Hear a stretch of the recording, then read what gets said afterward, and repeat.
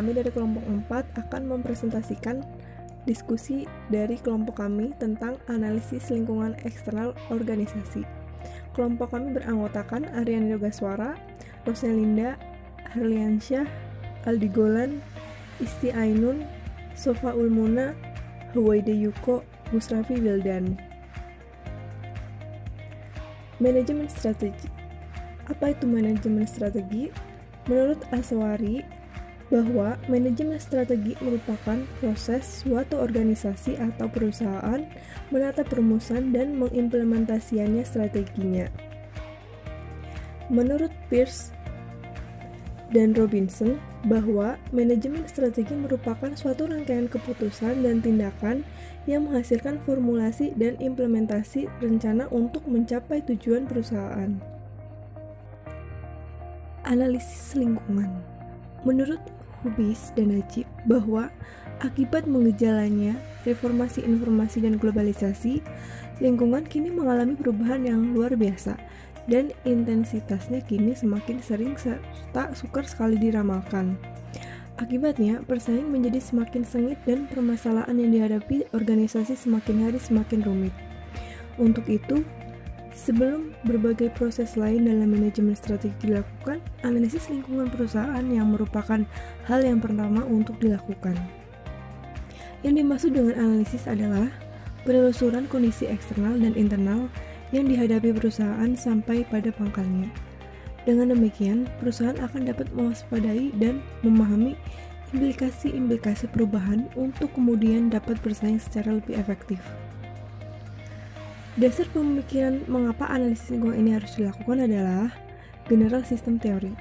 Menurut teori ini, organisasi dewasa ini lebih merupakan sistem yang terbuka. Oleh karena itu, organisasi sangat dipengaruhi dan berinteraksi secara konstan dengan lingkungan yang melingkupinya. Dengan demikian, tugas utama yang paling penting bagi manajemen perusahaan adalah memastikan bahwa pengaruh tersebut dapat disalurkan melalui arah yang positif dan dapat memberikan kontribusi optimal terhadap keberhasilan dan pencapaian daya saing organisasi secara keseluruhan. Apa sih tujuan analisis lingkungan? Tujuan analisis lingkungan menurut perusahaan untuk menyediakan kemampuan dalam mengapai masalah-masalah kritis dalam lingkungan bagi manajemen perusahaan, menyelidiki kondisi masa depan dari lingkungan organisasi, dan kemudian mencoba memasukkannya ke dalam pengambilan keputusan organisasi, dan mengenali masalah-masalah mendesak yang signifikan bagi perusahaan, dan memberi prioritas terhadap masalah tersebut, serta mengembangkan suatu rencana untuk menanganinya.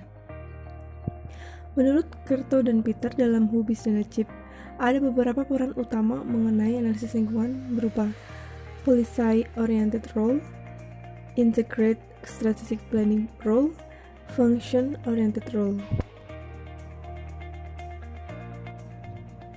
Lingkungan eksternal.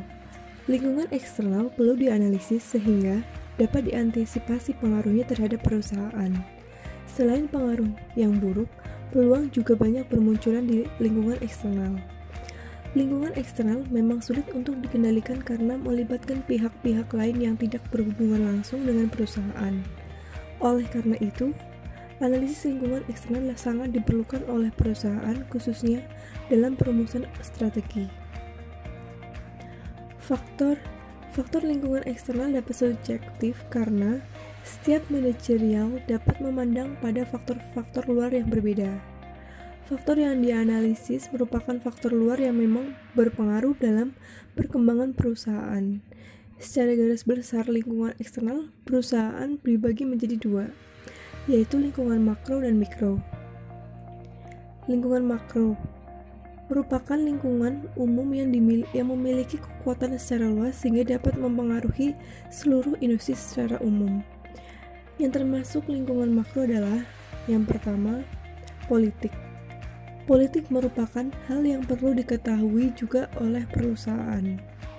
Politik merupakan cara dalam membagi dan mendapatkan kekuasaan. Tingkatan faktor politik ada 3, yaitu internasional, nasional, dan daerah atau lokal. Faktor yang kedua adalah ekonomi. faktor ekonomi sebuah negara tentu akan berdampak pada perusahaan. Agundele mengatakan bahwa ekonomi menjadi faktor vital yang harus mendapatkan perhatian perusahaan. Ekonomi pasar yang sedang lemah akan menurunkan konsumsi sehingga pendapatan perusahaan dapat berkurang. Guna menumbuhkan perekonomian sebuah negara, ada juga penganjuran untuk lebih banyak melakukan belanja atau konsumsi daripada hanya menabung. Beberapa faktor ekonomi yang perlu dianalisis antara lain GDP dan GNP, yaitu pertumbuhan ekonomi negara, inflasi, tingkat bunga pinjaman, nilai tukar mata uang, isu regional, dan jual beli saham dan pasar uang. Berikut ada tabel nomor 1 dari keuntungan dan kerugian nilai tukar dolar yang lemah untuk perusahaan domestik. Ada keuntungan yang berupa mendorong ekspor yang lebih besar, mendorong sedikitnya impor. Ada juga kerugian dapat menyebabkan inflasi, dapat menyebabkan meningkatnya bunga minyak, dan sebagainya. Faktor selanjutnya adalah sosial. Faktor sosial tersebut antara lain sikap, nilai, kepercayaan. Faktor sosial biasanya langsung berhubungan dengan konsumen atau pelanggan perusahaan. Produk atau jasa perusahaan dapat diterima dengan baik jika tidak melanggar nilai dan kepercayaan yang dimiliki oleh masyarakat. Selanjutnya ada kebudayaan. Kebudayaan yang dimaksud seperti sikap dalam bekerja, menabung, menginvestasi, dan lain-lain. Selanjutnya demografi. Beberapa hal yang termasuk dalam faktor demografi adalah besarnya populasi, usia, etnis, dan distribusi. Lalu ada struktur sosial. Struktur sosial dalam masyarakat juga dapat disebut dengan kelas segmentasi pasar. Yang terakhir ada faktor teknologi. Saat ini, perkembangan teknologi sangat berpengaruh terhadap daya saing perusahaan. Perkembangan teknologi yang terjadi sebaiknya terus mendapatkan perhatian sehingga perusahaan juga tidak ketinggalan dengan perusahaan lainnya. Faktor teknologi dapat termasuk dalam faktor internal dan juga faktor eksternal. Setiap perusahaan pasti menggunakan teknologi, walaupun bentuknya tidak berupa hardware namun software seperti kontrol kualitas. Beberapa hal yang termasuk dalam faktor teknologi antara lain barang jasa, proses produksi, informasi dan komunikasi, transportasi dan distribusi, teknologi informasi, komputasi, dan yang berkaitan dengan produksi serta bioteknologi dan industri baru. Berikutnya adalah lingkungan mikro.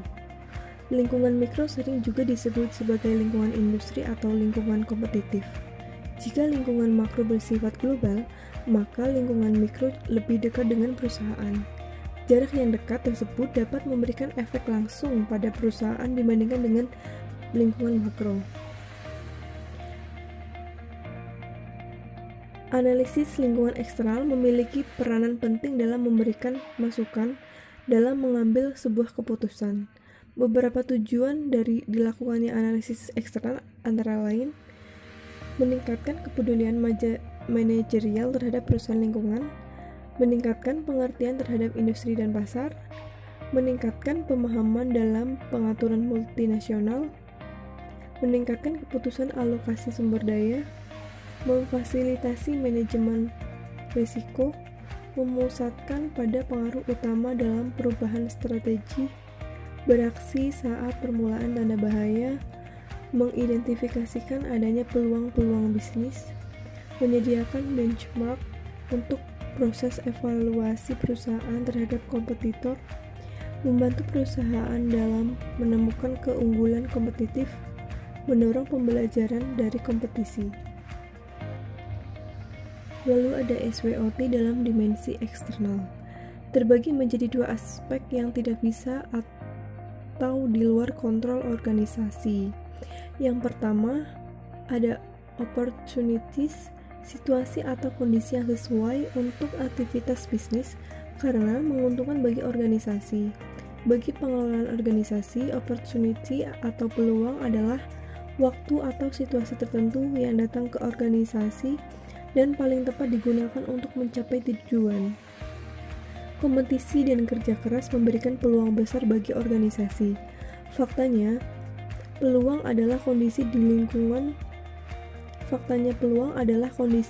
lingkungan eksternal yang membuat organisasi dapat memaksimalkan kekuatan, strength, mengatasi kelemahan, weakness, atau menetralisir ancaman, threats. Yang kedua ada threats, situasi atau kondisi yang mengancam aktivitas organisasi.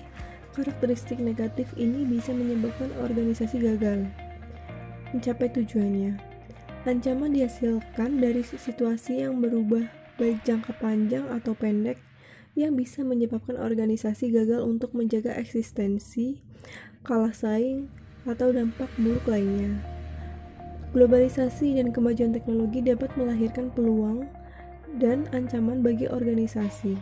Semua tergantung pada sikap dan tindakan yang diambil. Pengelolaan ketenagakerjaan dan perhitungan penggajian yang masih dilakukan secara manual ketika kompetitor sudah melakukan semuanya. Ketika komputer sudah melakukan semuanya secara otomatis, tentu merupakan ancaman bagi organisasi. Demikian presentasi kelompok kami, kurang lebihnya kami mohon maaf. Wassalamualaikum warahmatullahi wabarakatuh.